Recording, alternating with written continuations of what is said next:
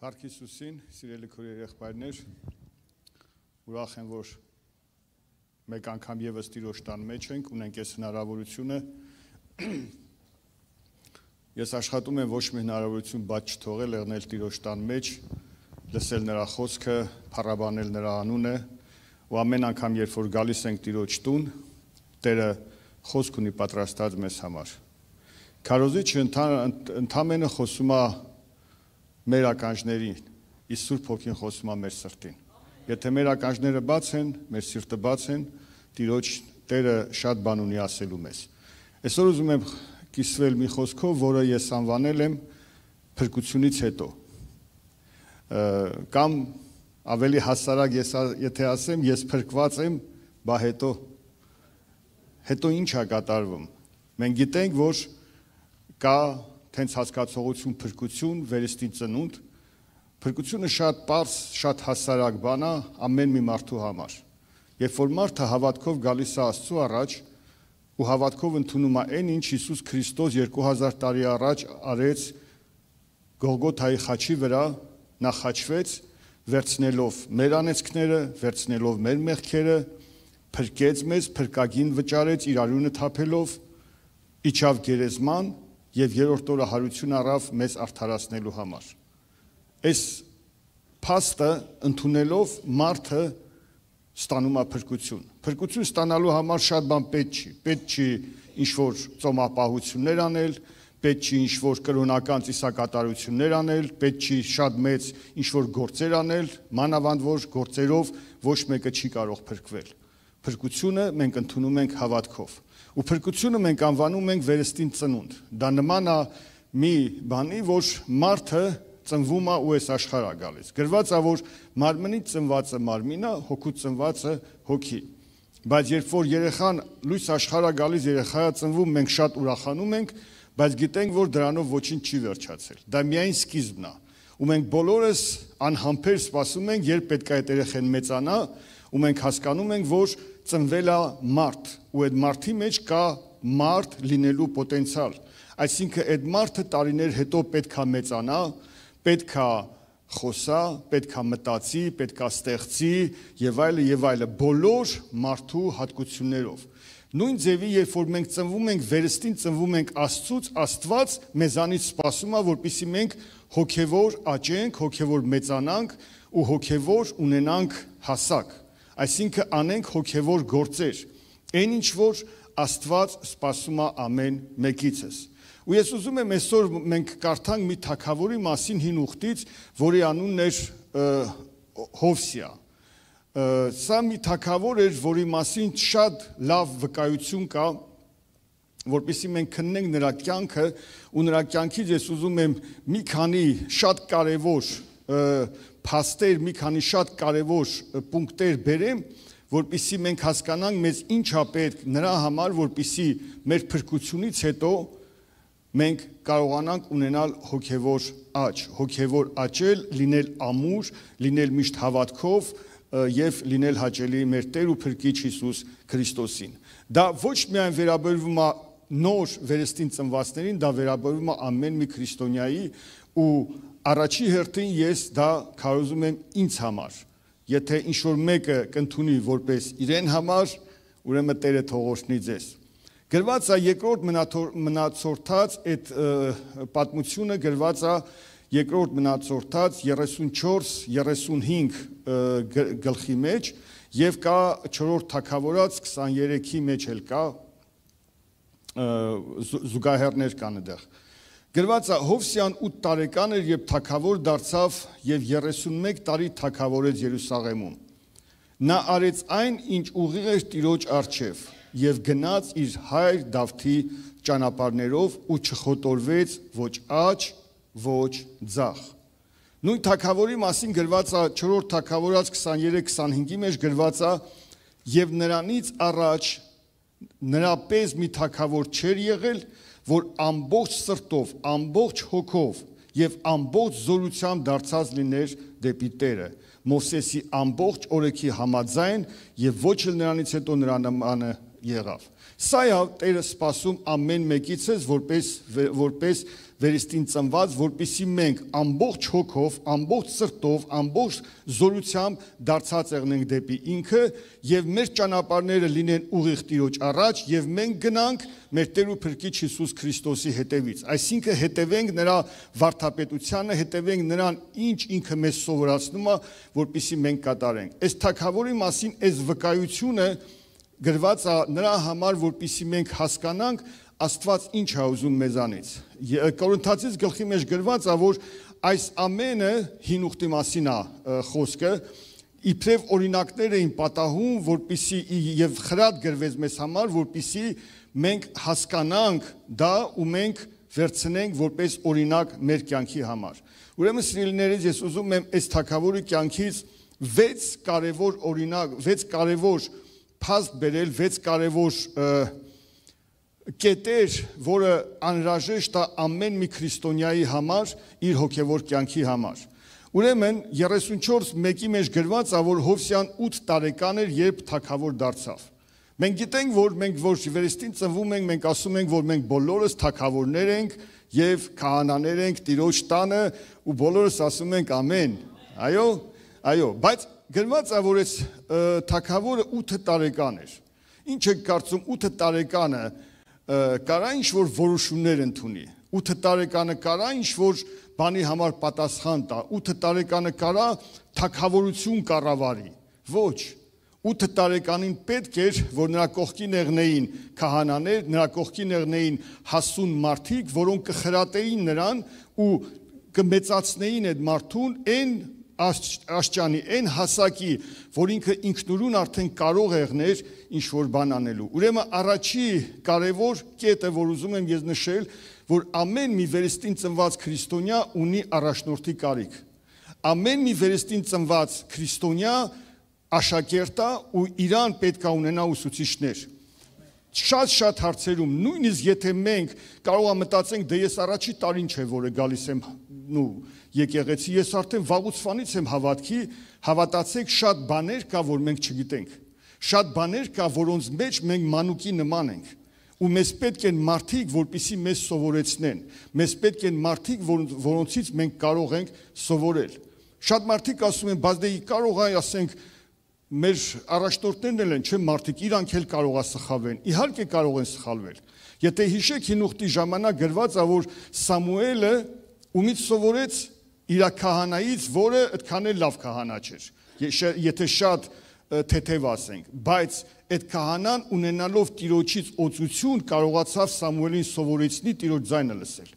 Այսինքն հարցը նա չի մարդը լավն է թե վատն է, հարցը նա է Աստված այդ մարդուն քու կյանքի մեջ դրել է, ինչ դիրքի մեջ է դրել։ Եթե Աստված քու կյանքի մեջ դրել է առաջնորդ, Աստված ինքն է օծում այդ մարդուն, որպեսզի դու իրանից ինչ-որ բաներ սովորես։ Դրա համար շատ կարևոր է իմանալ ու հասկանալ, դա շատ կարևոր բան է, ու Կորինթացիս գրքի մեջ գրված է, որ եթե մեկը կարծում է, թե մի բան գիտի, նա դեռ չգիտի ինչպես պետք է գիտենալ։ Ես երբ որ լսում եմ, որ մարդն ասում է, ես ամեն ինչ գիտեմ, ուղղակի կարող է չասի, բայց ինչ ասում ես, ասում է, ես էլ գիտեմ, ինչ ասում ես, ասում է, ես էլ գիտեմ։ Դա նշանակում է, որ այդ մարդը հոգևոր ոչ թե աճ ապրեմ, այլ հոգևոր անկման մեջ է։ Եթե ոչ ավելի խորը, մենք շատ բաներ չգիտենք, մենք միշտ սովորելու կարիք ունենք, ու մենք պետք է ունենանք խոնարհություն, որպեսզի սովորենք նրանցից, ովքեր մեզանից ավելի շատ գիտեն, որոնք մեզանից ավելի մեծ սիրտ ունեն, ոչ թե ֆիզիկական իհարկե, այլ հոգևոր տեսակետից։ Գիտեք, առաջնորդները նրանք չեն, որ շատ բան գիտեն։ Առաջնորդները առաջի հերթին նրանք են, որոնք շատ մարդ կարող են իրանց սրտի մեջ ընդգրկել, շատ մարդ կարող են սիրել, շատ մարդու կարող են ծառայել։ Դրա համար առաջի բանը ամեն մի քրիստոնյա, վերստին ծնված մարդ կարիք ունի սովորելու եւ կարիք ունի առաջնորդների։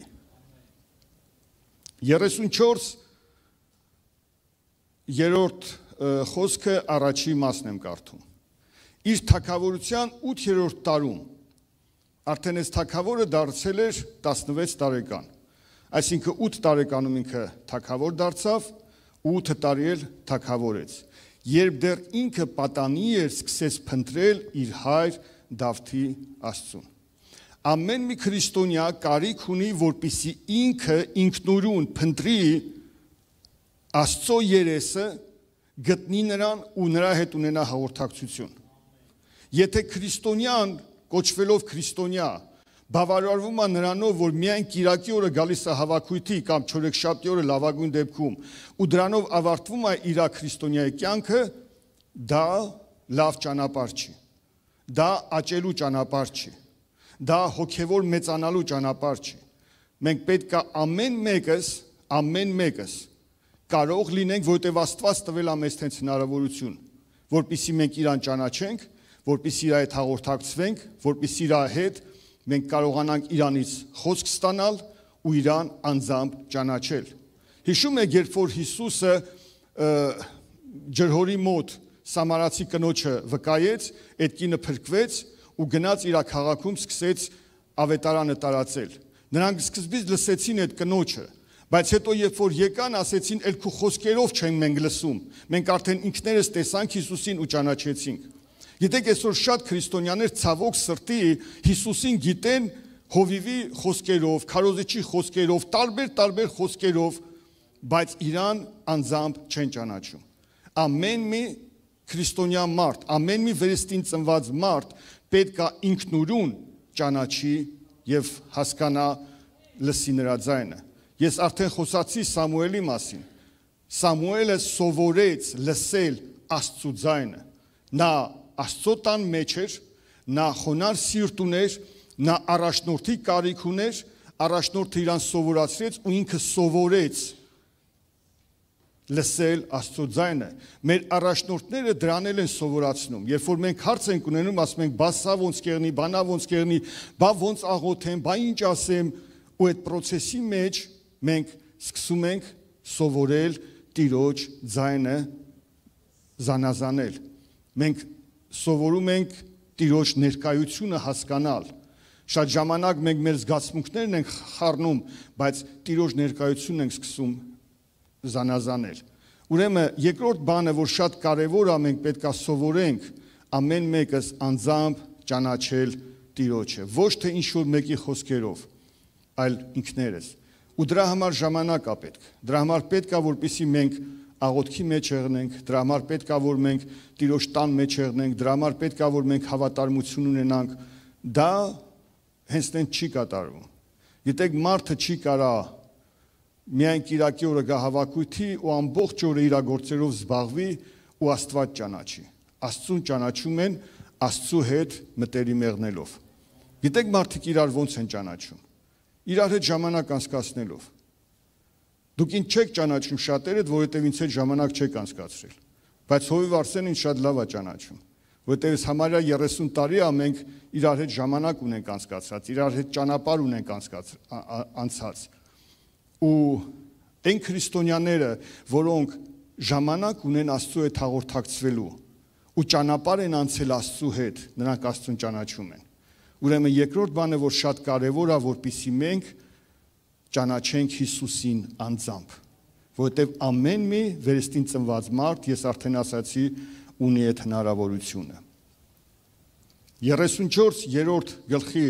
երկրորդ մասն եմ ուզում կարդալ, գրված է, իսկ 12-րդ տարում, այս արդեն 20 տարեկան դարձավ այդ թագավորը, սկսեց մաքրել Հուդան ու Երուսաղեմը բարձր տեղերից, Աստարտովի կուռքերից, քանդակված զուլված արձաններից։ Երրորդ շատ կարևոր բանը, ամեն մի քրիստոնյա մարդ պետք է աշխատի ունենալ սուրբ կյանք, սրբերին վայել կյանք, որպեսզի ինքը քայլ առ քայլ մաքրվի եւ լինի Աստծուն հաճելի։ Գիտեք, շատ քրիստոնյաներ ցավոք սրտի ուշադրություն են դարձնում միայն, ասենք, սենց պարզ մեղքերի, երևացող մեղքերի վրա։ Ասում են, դե ոչ ծխում եմ, ոչ խմում եմ, թմրամոլով չեմ, արդեն Տերն ինձ ազատել է, էլ ինչ կարիք կա, ուրեմն ամեն ինչ լավ է, ոչ։ Մենք կարիք ունենք ներսից փոխվելու։ Սուրբ կյանք դա չի նշանակում, որ երևացող մեղքեր չունենք։ Սրբությունը առաջին հերթին դա պատկանելիություն է։ Ում ես դու պատկանում։ Մենք պատկանում ենք, մենք սուրբ ենք, որովհետև մենք պատկանում ենք մեր Տիրոջը Հիսուս Քրիստոսին։ Ու մենք սրբվում ենք ամեն օր, ու քանի դեռ մենք այդ ընթացքի մեջ ենք, սուրբ լինելը դա մի պահ է, երբ որ մեր կյանքը մենք տվեցինք Հիսուսին։ Դա նման է, երբ որ տղամարդը եւ կինը գալիս են եւ խոստանում են ամբողջ կյանքը ապրել իրար հետ։ Հա։ Հովիվը հարցնում է, խոստանում ես դու, ասում այո, իսկ դու խոստանում ես այո, հիվանդության մեջ կեղնի, ուրախության մեջ կեղնի, ինչ ուզում եղնի։ Ու հենց իրանց հայտարարում են ամուսին եւ կին, իրանք սուրբ են իրար համար։ Այսինքն իրանք իրար են պատկանում։ Ես ու իմ կինս արդեն մոտավորապես ինչքան կեղնի, 36-37 տարի իրար հետ ենք, մենք իրար ենք պատկանում։ Մենք սուրբ ենք եղել մի օր, բայց մենք սրբանում ենք իրար համար ամեն օր։ Մենք ապրում ենք ամեն օր իրար համար։ Իրար ներում ենք, հա, իրար սիրում ենք, իրար համար ինչ-որ բաներ ենք անում, մենք չենք ապրում մեզ համար։ Երբ որ մարդը սկսում է ապրել իր համար, կինը սկսում է ապրել իր համար, դա արդեն ընտանիքի մեջ կոնֆլիկտ է, բայց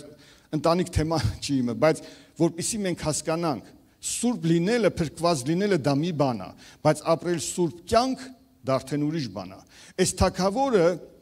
ուներ առաջնորդներ, այս թագավորը արդեն Տիրոջ երեսը փնտրել էր, Տիրոջ երեսը գտել էր, արդեն ինքնուրույն կարողանում էր Տիրոջը ճանաչում էր, բայց 20-րդ տարում ինքը հասկացավ, որ դեռ շատ կուրքերի, շատ բաների իր սրտի մեջ բաներ կա, որ ինքը պետք է փոխի։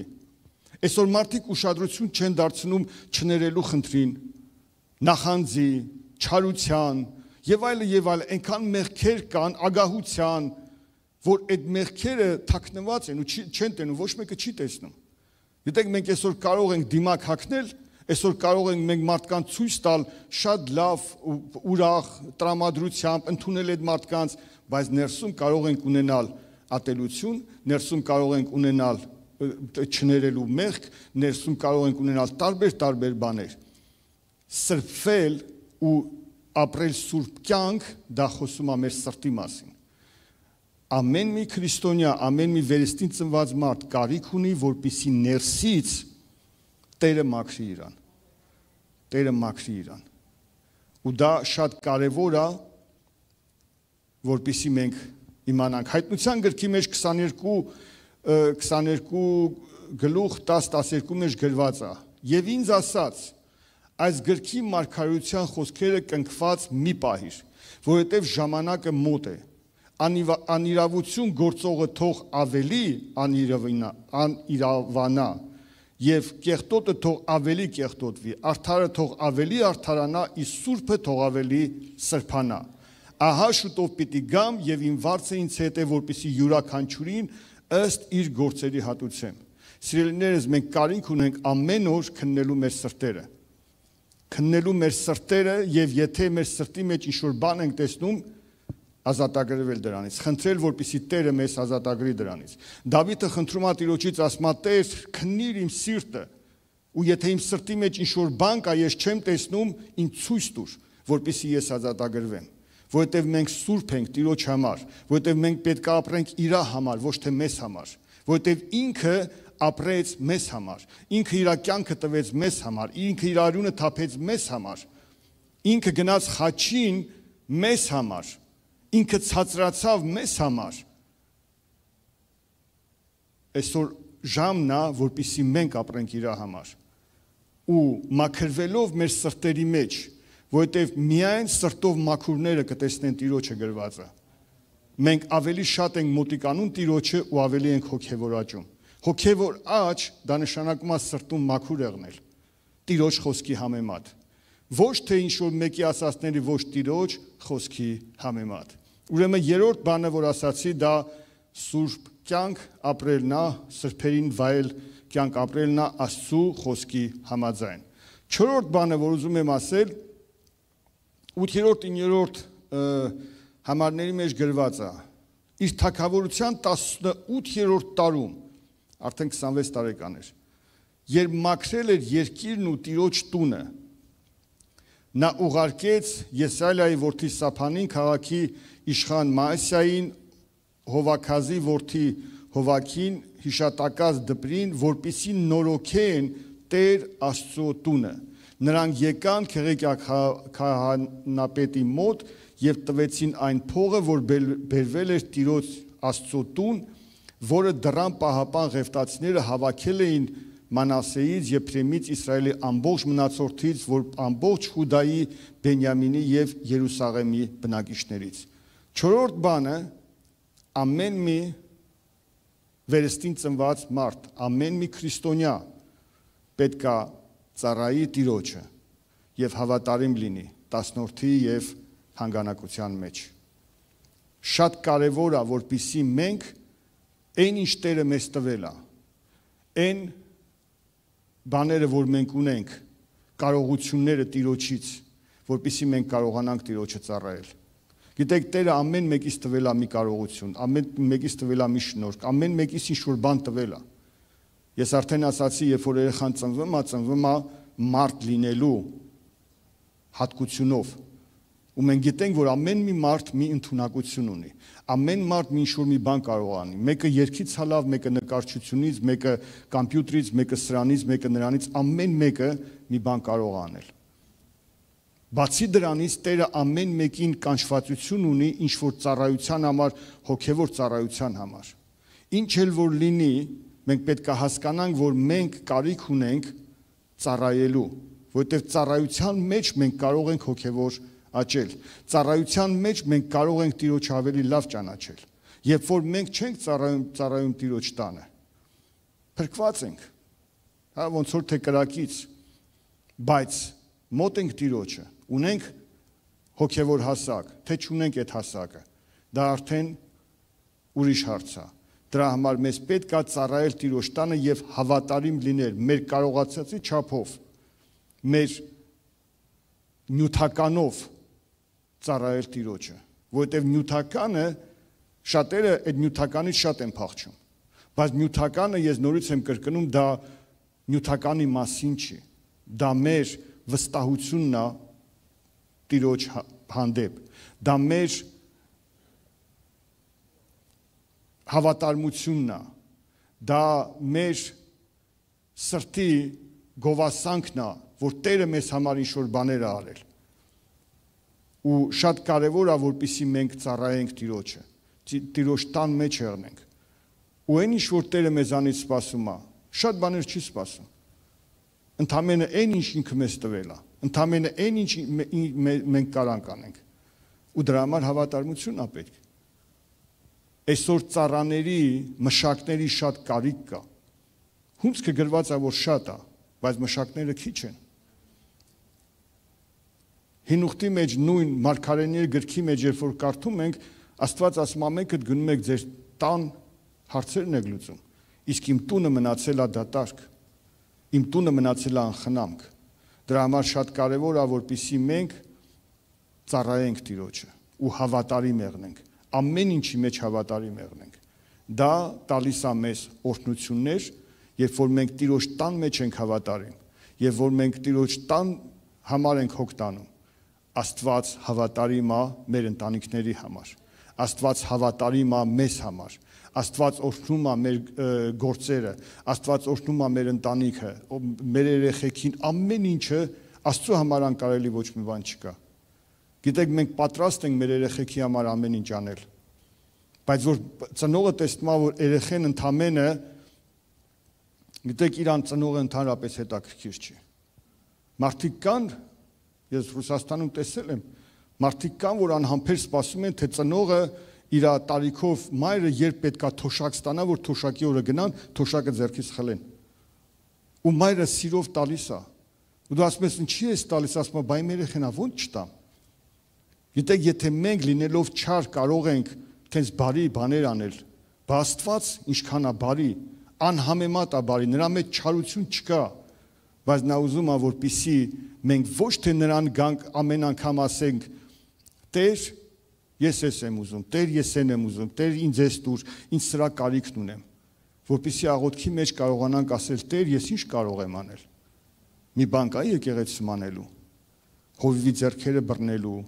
բարձրացնելու, ինչ որ մի ծառայություն կա, ես կարամ անեմ, լավ իմ գործից մի քիչ թող կտրվեմ ես, թող մի քիչ աշխատեմ, մի ժամ, 2 ժամ, ոչ մի վատ բան չի եղնի, Տերը կհատուցի տասնապատիկ, գիտեք ծառայությունը դա Տիրոջը վստահելու հանգամանք է, մարդը ինչի է գնում իր գործերին, ասում է, բա իմ ընտանիքն ով պետք է պահի, որովհետև Տիրոջը չի վստահում, նա վստահում է իր գործին, վստահում է իրան փոխտվողին, բայց Տիրոջը չի վստահում, բայց այն մարդիկ, որոնք հավատք ունեն Տիրոջը ծառայելու, որոնք հավատք ունեն իրանցից զրկելու իրանց ժամանակը, իրանց նյութականը, որպեսզի Տիրոջ տան մեջ եղնի ամեն բան, ու որպեսզի մարդիկ փրկվեն, ու որպեսզի ինքը միջնորդ դառնա այդ մարդկանց փրկության համար, Տերը այդ մարդկանց օրհնում է հազարապատիկ, նրա համար ոչ մի անհնար բան չկա։ 5-րդ բանը, որ շատ կարևոր է, գրված է, որ երբ թագավորն արդեն հասկացանք արդեն ինչ տարիքի էր, ինչքան էր ինքը ծառայել, նրան բերեցին Աստծո օրենքի գիրք կտան, ես չեմ ուզում կարդամ շատ է երկար, տանը կարդացեք, խնդրում եմ, Աստծո օրենքի գիրք կտան, ու այդ գիրքը ինքը կարդաց, ու որ շատ պարզ ասեմ, շոկի մեջ ընկավ։ Լինելով սուրբ մարդ, լինելով Աստծուն պաշտող մարդ, նա այդ խոսքի մեջ այնպես բաներ կարդաց, որ ինքը մինչև այդ չգիտեր։ 5-րդ բանը, որ շատ կարևոր է, խորացիր Աստծու խոսքի մեջ։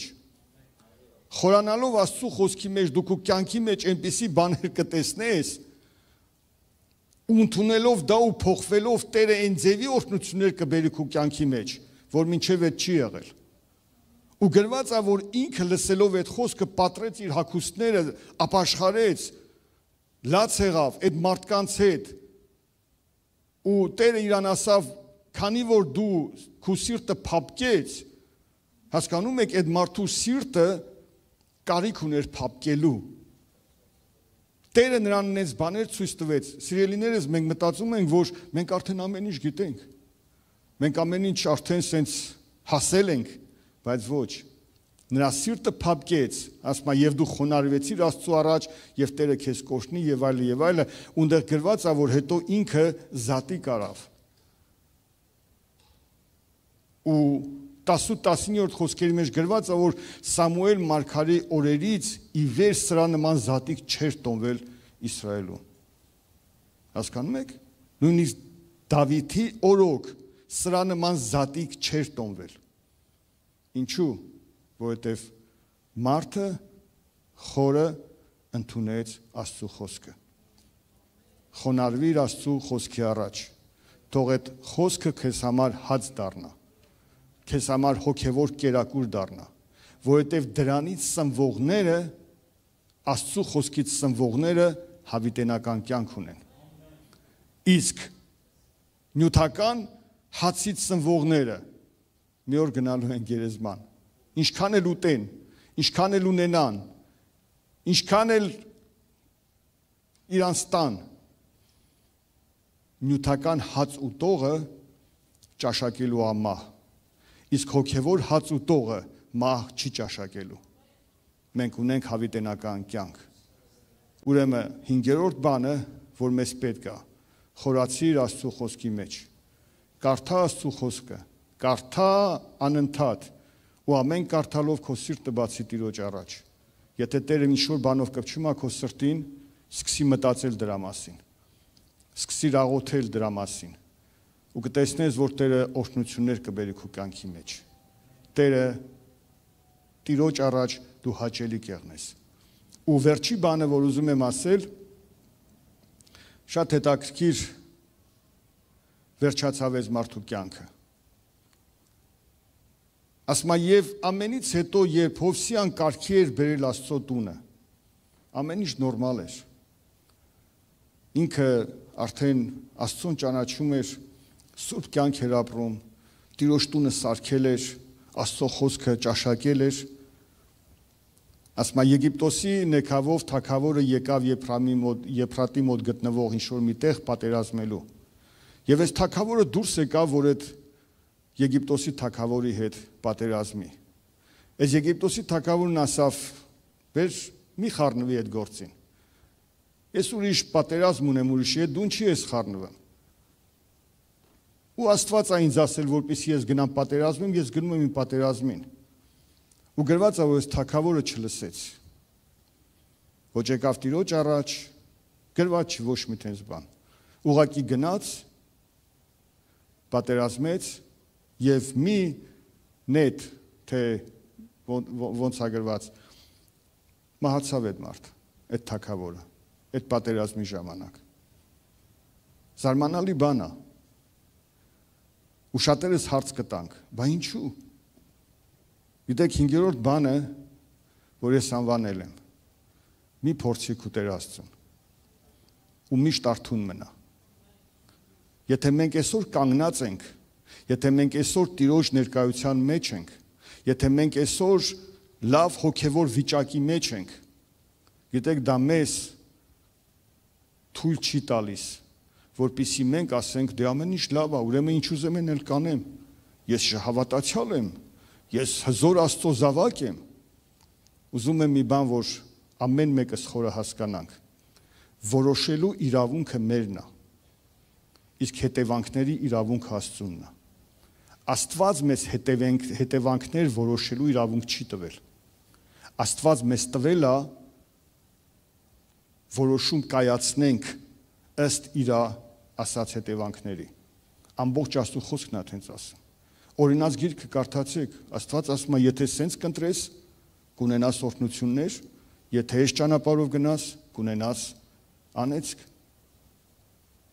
Մենք ենք որոշողը, բայց հետևանքները Աստված արդեն որոշել է։